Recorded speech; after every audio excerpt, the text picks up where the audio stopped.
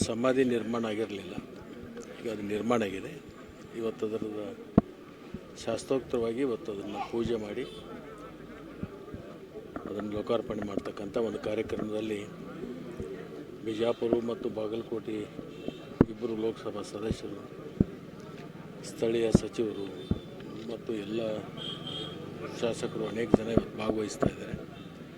ಎಲ್ಲರೂ ಸೇರ್ಕೊಂಡು ಇದು ರಾಜಕೀಯ ವೇದಿಕೆ ಅಲ್ಲ, ಇದು ಧಾರ್ಮಿಕ ವೇದಿಕೆ. ಅದರಿಂದ ಇಲ್ಲಿ ರಾಜಕೀಯ ಯಾವುದೇ ಒಂದು ಮಾತನಾಡ್ತಕ್ಕಂಥದ್ದಾಗಲಿ ಚರ್ಚೆ ಮಾಡ್ತಕ್ಕಂಥದ್ದು ಸೂಕ್ತ ಅಲ್ಲ ಅಂಥೇಳಿ ನಮ್ಮದೊಂದು ಅಭಿಪ್ರಾಯ ಇದೆ. ಎಲ್ಲಿಯಾದ್ರೂ ಅದೇ ಮಾತಲ್ಲ, ನಾವು ಬಂದಿರೋದು ಅದಕ್ಕೆ.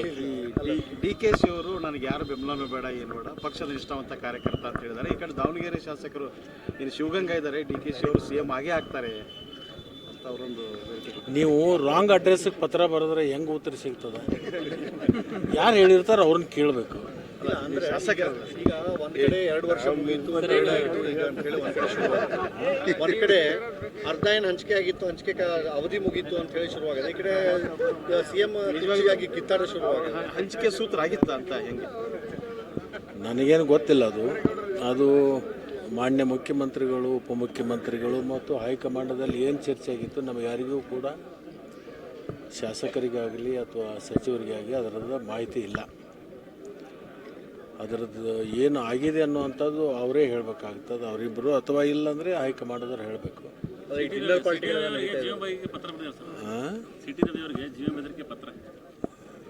ಯಾರು ಬರೆದಿದ್ದಾರೆ?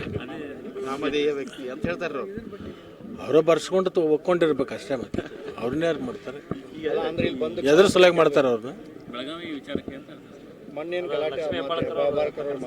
ಬಾಳ್ಕರ್ ಅವರ ಕ್ಷಮೆ ಕೋರ್ಬೇಕು, ಇಲ್ಲಾಂದ್ರೆ ನಿನಗೆ ಜೀವ ಹೊಡಿತೀವಿ ಅಂತೇಳಿ ಒಂದು ಅನಾಮಧೇಯ ಪತ್ರ ಆಗಿದೆ. ಅನಾಮಧೇಯ ಪತ್ರ ನಿಮಗೂ ಬರ್ತಾವೆ, ಅದನ್ನು ನೀವು ಲೆಕ್ಕಕ್ಕೆ ತಗೋತೀರಿ. ಅಡ್ರೆಸ್ ಹಾಕಿದ್ರೆ ಅದೊಂದು ಲೆಕ್ಕಕ್ಕೆ ಅಧಿಕೃತವಾಗಿ.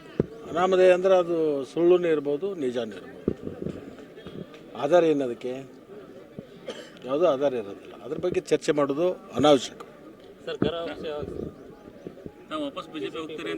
ನಾನು ಒಂದು ಮನೆಯಲ್ಲೇ ಇದ್ದೀನಿ, ಮತ್ತೆ ಅವಾಗ ವಾಪಸ್ಸಿ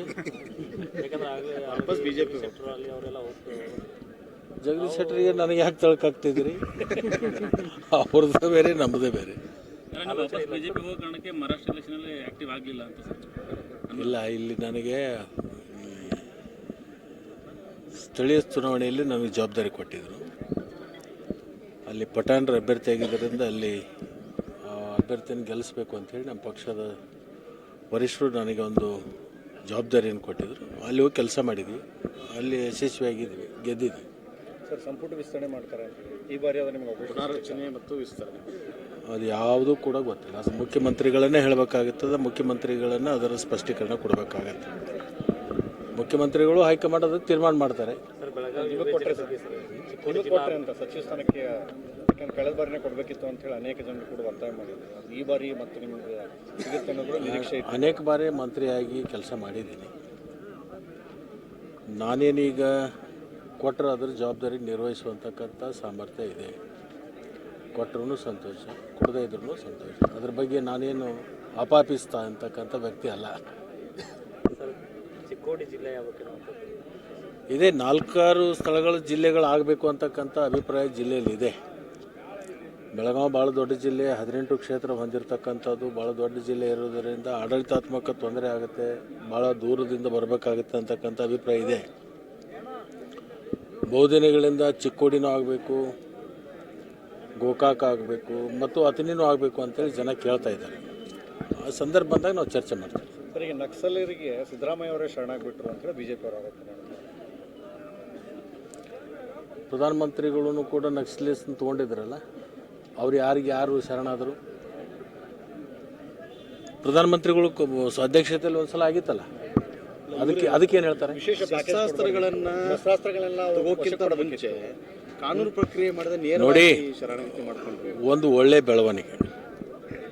ಇಂಥ ಚಟುವಟಿಕೆಗಳನ್ನು ನಿಲ್ಲಿಸಬೇಕು ಅಂತಕ್ಕಂಥ ಒಂದು ಒಳ್ಳೆಯ ಮನುಷ್ಯನಿಂದ ಇದನ್ನು ಕಾರ್ಯ ಮಾಡಿರ್ತಕ್ಕಂಥದ್ದು. ಅವ್ರ ಶಸ್ತ್ರಾಸ್ತ್ರಗಳೆಲ್ಲಿದ್ದಾವೆ, ಅವ್ರ ಬಟ್ಟೆಗಳೆಲ್ಲಿದ್ದಾವೆ, ಅವ್ರ ಚಪ್ಪಲಿಗಳೆಲ್ಲಿದ್ದಾವೆ ಅಂತ ಕೇಳೋದು, ಅದ್ರದ್ದು ಮುಂದೆ ಇಲಾಖೆ ಇರುತ್ತೆ, ಇಲಾಖೆ ತನಿಖೆ ಮಾಡ್ತಾರೆ. ಅಂಥವು ಯಾವುದಾರು ಇದ್ದರೆ ಅದನ್ನು ವಶಪಡಿಸ್ಕೊಳ್ತಕ್ಕಂಥ ಇಲಾಖೆ ಕೆಲಸ ಮಾಡ್ತಾರೆ. ಅದು ಮುಖ್ಯಮಂತ್ರಿ ಕೆಲಸ ಅಲ್ಲ. ಮುಖ್ಯಮಂತ್ರಿಗಳು ಏನು ಕಾಡಿಗೆ ಹೋಗಿ ಅವ್ರನ್ನ ಶಸ್ತ್ರ ಹುಡುಕ್ಬೇಕಾ?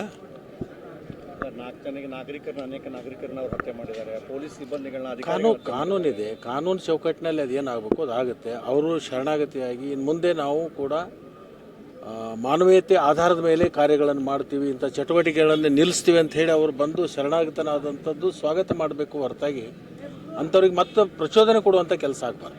ಗ್ಯಾರಂಟಿ ಯೋಜನೆಯಿಂದ ಅಭಿವೃದ್ಧಿ ಹಿನ್ನಡೆ ಆಗಿದೆ, ಅನುದಾನ ಸಿಗ್ತಾ ಇಲ್ಲ, ಶಾಸಕರ ಅಸಮಾಧಾನ ಇದೆ. ನನಗೇನು ಅನಿಸಿಲ್ಲ ಅದ್ರ ಬಗ್ಗೆ. ನಿಮಗೆ ಕೊಟ್ಟಿದ್ದಾರೆ ಸರ್?